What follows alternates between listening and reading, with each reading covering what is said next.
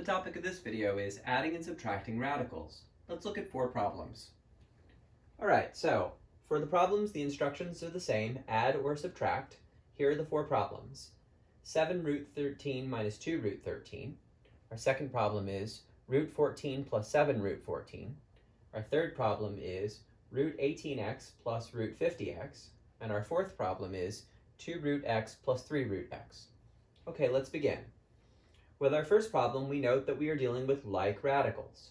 When you combine like radicals, the radical part does not change.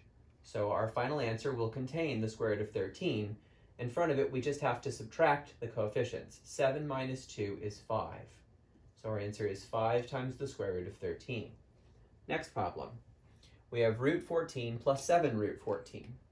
Once again, we're dealing with like radicals, and we just have to add the coefficients together.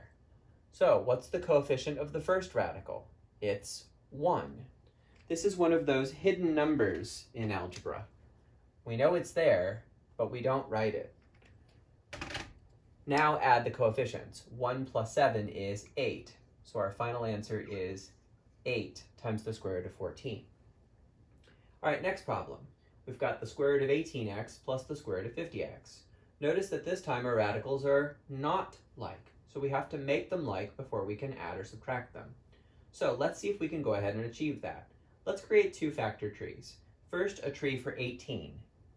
18 is the same thing as 3 times 6. And 6 is the same thing as 2 times 3. So when we write our factors of 18, we've got a 2 and 2 3's. So my first radical will be written as 2 times 3 times 3 times x. The second radical has a 50. 50 is the same thing as 5 times 10. Notice that it ends in 0. And 10 is the same as 5 times 2. So I have a 5, a 5, and a 2. So I can write the second radical as 5 times 5 times 2 times x. Now these are square roots, so I'm looking for perfect pairs.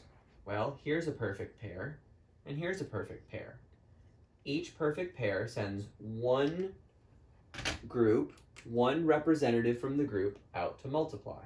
So I get a 3 on the outside, and the 2 and the x stay inside. I get a 5 on the outside, and the 2 and the x stay inside. These are still being added together. Notice that I now have like radicals. When you add like radicals, the radical part does not change, but you add the coefficients. 3 plus 5 is 8, so we get 8 times the square root of 2x. All right, our last one, we have like radicals. The radical part stays the same. We add the coefficients. 2 plus 3 is 5. We get 5 times the square root of x.